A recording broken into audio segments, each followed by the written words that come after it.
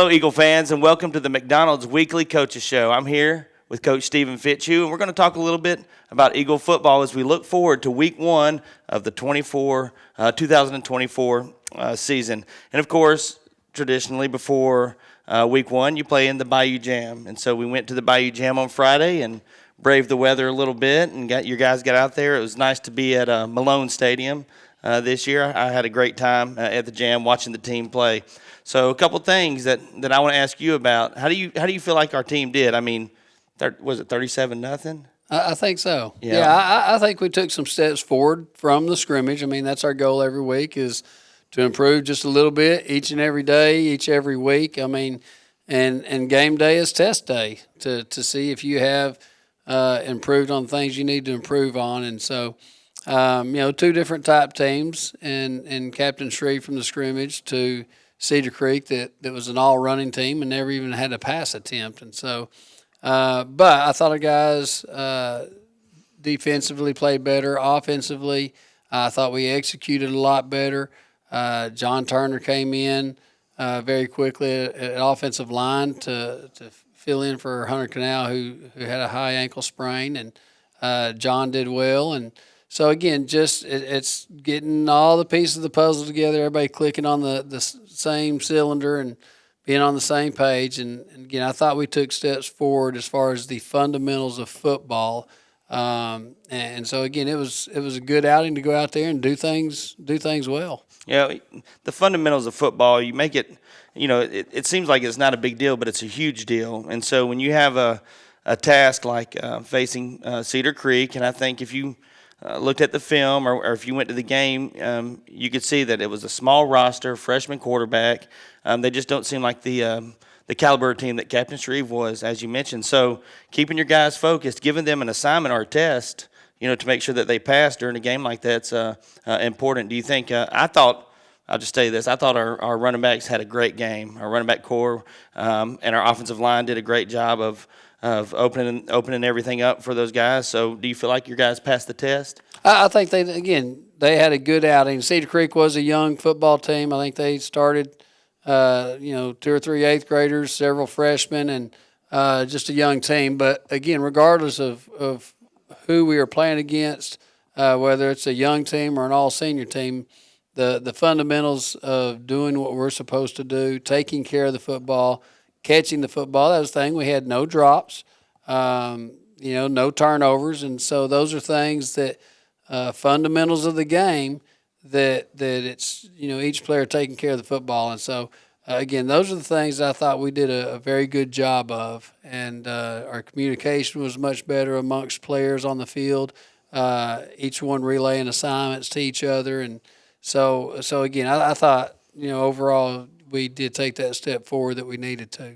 Well, on the defensive side of the ball, I mean, I don't think they got past the 20-yard line in the first quarter of play. I think they had a total of maybe 10 yards in that first quarter. I mean, your defense just looked fantastic, and saw a lot of guys rotate in and out. And how would you grade your defense on the defensive side of the ball in this contest? I thought we did a good job playing assignment football. That was the concern going in against a flex bone team that runs that option offense is each person has to do their task, and somebody has to take the down block player that's the dive man, then the quarterback, then the pitch, and so you have to have each person assigned to their responsibility. And I thought our guys did a very good job of executing their assignments.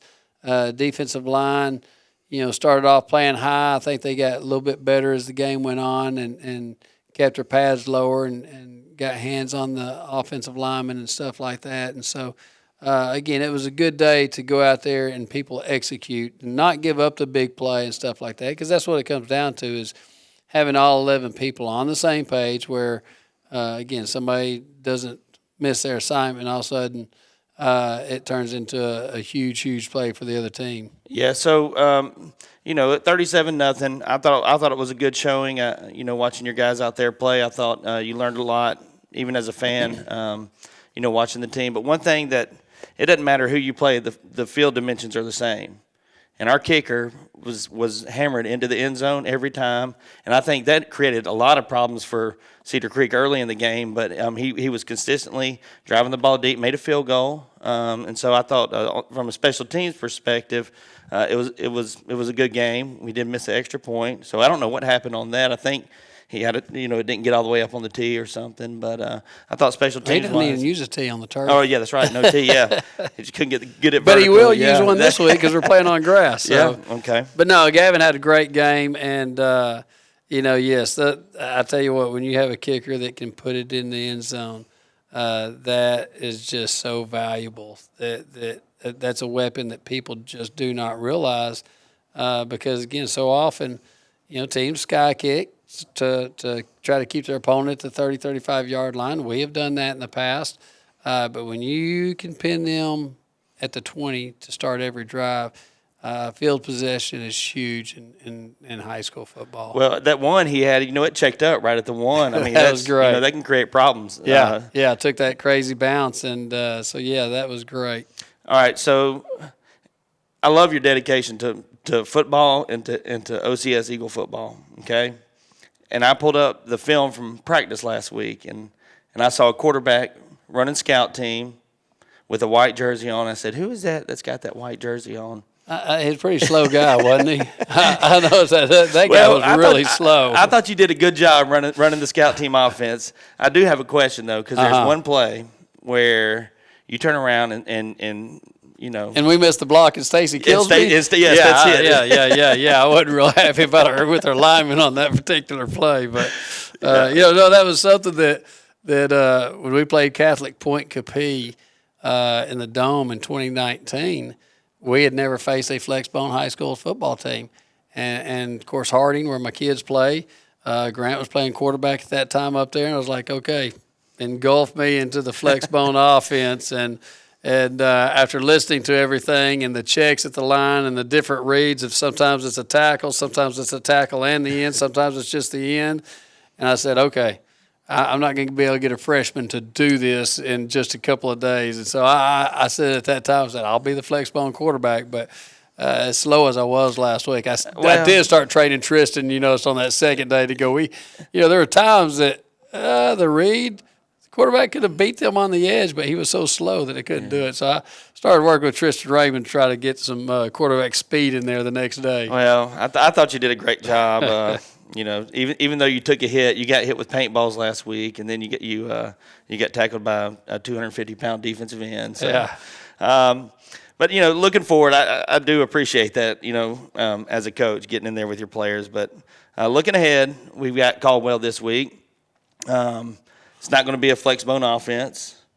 It's not going to be a roster size of about 30 kids. It's going to be about twice that big or more. And so we obviously face a different opponent this week. Can you tell us what to look forward to, week one? Well, they're huge. I mean, there's no doubt about it. You put on the film, and that's the first thing that you see, whether you're looking at their offense or their defense, is Caldwell has a huge football team physically. And they do have great numbers that they play guys one way. And, their left tackle on offense is B.J. Alston. He's about 6'3", 280, and moves well. And their offensive line, they have 4 seniors up there that those guys have worked together for a long time and are in sync with each other. That's often the hardest thing to bring together is your offensive line. But their offensive line's outstanding.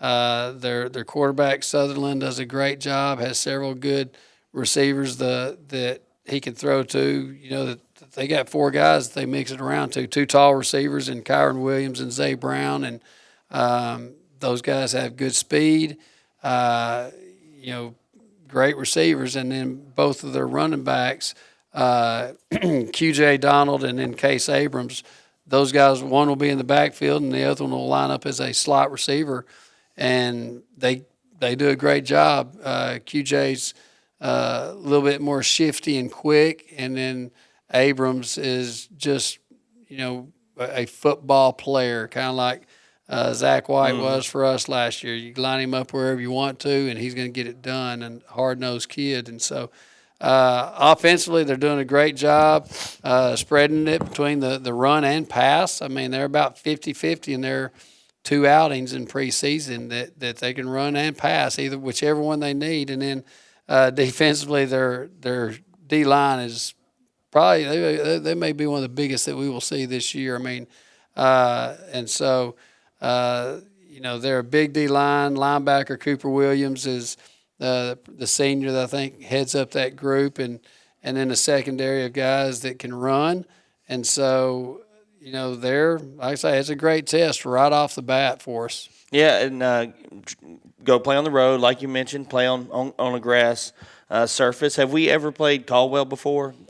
It's been the early 90s, probably 1990, 91 may have been the last time that we played them. So in my 31 years here at OCS, this will be our first time on varsity level. We've played them in junior high and JV in years past, but this is the first time on varsity. There's so much good football in Northeast Louisiana, and we've talked about the schedule the past few years where we've had to travel elsewhere. So man, it's really nice to have a quality opponent that's within reasonable driving distance. So I'm sure the Eagle fans will travel well. Yeah. I mean, Caldwell's just 45 minutes down the road, and so just a straight shot down 165. That'll be nice, and but yeah, it's they got an outstanding football team, so it's going to be a great test for us right off the bat to find out where we are, because again they're great size, offensive, defensive line, great athletes at all the skill positions, and so it's going to be a